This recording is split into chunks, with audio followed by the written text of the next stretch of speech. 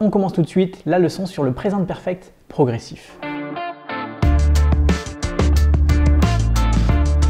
Comme d'habitude, je vous rappelle que cette formation sur les temps de l'anglais est disponible sur Facebook, sur YouTube, mais également sur l'espace membre Anglais Cours Club, sur lequel vous avez accès à des bonus, des quiz, des téléchargements, etc. Alors c'est un temps progressif en plus.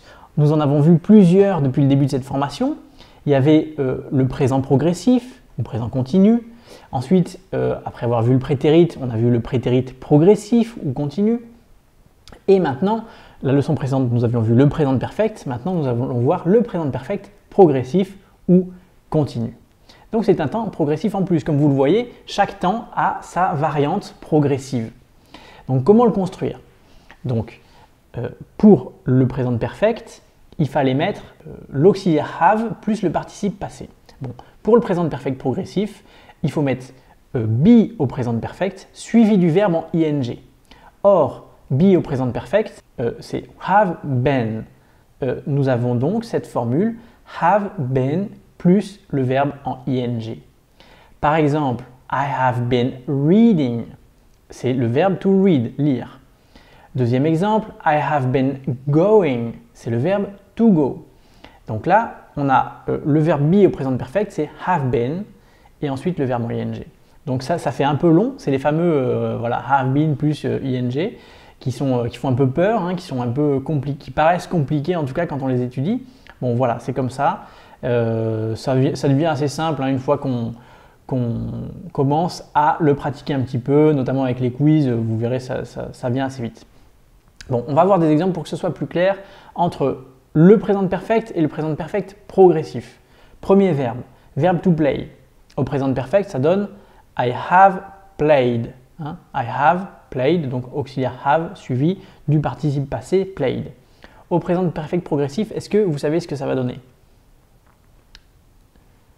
I have been playing. Donc on a voilà, l'auxiliaire be au présent perfect qui donne have been suivi du verbe en ing.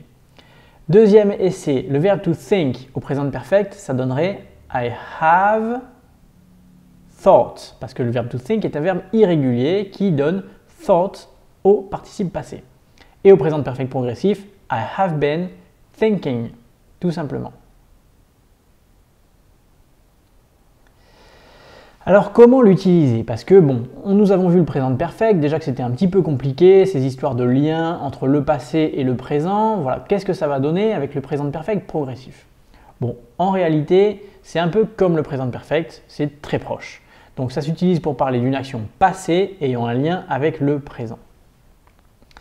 Comme je le disais, c'est très proche du présent perfect, sauf que voilà, c'est une différence de l'ordre de la nuance. Souvent, les anglophones, les anglais vont utiliser l'un ou l'autre indifféremment et si vous utilisez le présent perfect ou le présent perfect progressif dans une phrase, vous allez être compris.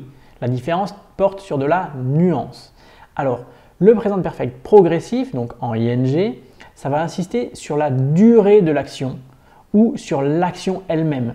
Tandis que le présent perfect va plus insister sur les conséquences de l'action, c'est-à-dire l'action une fois qu'elle est terminée, qu'est-ce que ça donne? Bon, si je vous donne un petit exemple pour illustrer ça, si je dis I have cleaned my room, I have cleaned my room, ça c'est du présent perfect normal et donc ça sous-entend que ma chambre maintenant elle est propre. Voilà, I have cleaned my room, you can see it's all clean, it's all tidy. Voilà, ma chambre est propre. C'est un peu le sous-entendu. Si je dis I have been cleaning my room for 2 hours, là, ça insiste sur le fait que j'ai passé 2 heures à le faire. J'ai passé du temps à nettoyer ma chambre. Donc c'est ça la nuance, c'est-à-dire que avec la forme en ing, j'insiste sur l'action elle-même, sur la durée de l'action. Ah oui, j'ai passé du temps à nettoyer ma chambre. Et tandis qu'avec le présent perfect, c'est voilà, elle est propre. Et souvent, l'exemple type dans lequel on utilise le présent perfect progressif, c'est lorsqu'on vous demande depuis combien de temps vous habitez dans votre ville. Par exemple, I have been living in Toulouse for a few years now. Et bien là, c'est vraiment pour insister sur la durée de l'action, si on peut appeler ça une action, du fait de vivre à un endroit. Quand je dis I have been living in Toulouse for a few years, ça veut dire j'y habite depuis plusieurs années. J'y ai habité, j'y habite toujours, il y a un lien avec le présent, et on insiste sur la durée. Donc ça, c'est l'exemple type. Lorsqu'on vous demande depuis combien de temps vous habitez dans tel pays, dans telle ville, etc. Là, c'est souvent du présent perfect progressif qu'on va utiliser parce qu'on insiste sur une durée. Bon, si c'est pas très clair, déjà on va faire les exercices, ça va éclaircir un petit peu. Ensuite, voilà, c'est une formation sur les temps de l'anglais, donc nous voyons tous les temps de l'anglais. Le présent perfect progressif est utilisé en anglais, il est important, mais la différence avec le présent perfect normal, je trouve, est de l'ordre de la nuance. Donc, il ne faut pas non plus trop se compliquer pour comprendre exactement dans quel cas il faut mettre le présent perfect progressif, dans quel cas il faut mettre le présent perfect normal. Ce qui est bien, c'est de les connaître, de les pratiquer et de ne pas trop se fixer dessus parce que on peut tomber dans le perfectionnisme avec ce type de leçons et se dire « Ah, il faut vraiment que je sois grammaticalement correct à tel endroit, à tel moment, que je mette tel temps. » Bon, les Anglais, ils vont parfois faire l'erreur eux-mêmes, utiliser l'un ou l'autre dans les phrases indifféremment. Donc, ne vous inquiétez pas trop si vous ne comprenez pas exactement dans tous les cas, dans chaque situation, s'il faut mettre le présent perfect ou le présent perfect progressif, parce que voilà, les deux sont compréhensibles, les deux sont des temps de présent perfect qui font un lien entre le passé et le présent. Donc voilà, retenez simplement, présent perfect progressif, c'est plus sur la durée de l'action, présent perfect, c'est plus sur l'action qui se termine et donc quels sont le constat que l'on peut faire une fois que l'action est terminée. Voilà, maintenant nous allons rejoindre Tessa, nous allons l'appeler et elle va nous donner quelques exemples de présent perfect progressif. Allez, c'est parti, on appelle Tessa.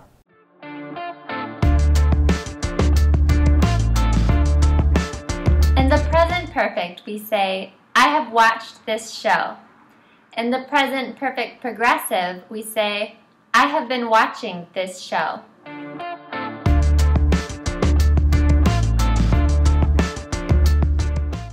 In the present perfect, we say, I have run a marathon. In the present perfect progressive, we say, I have been running a marathon.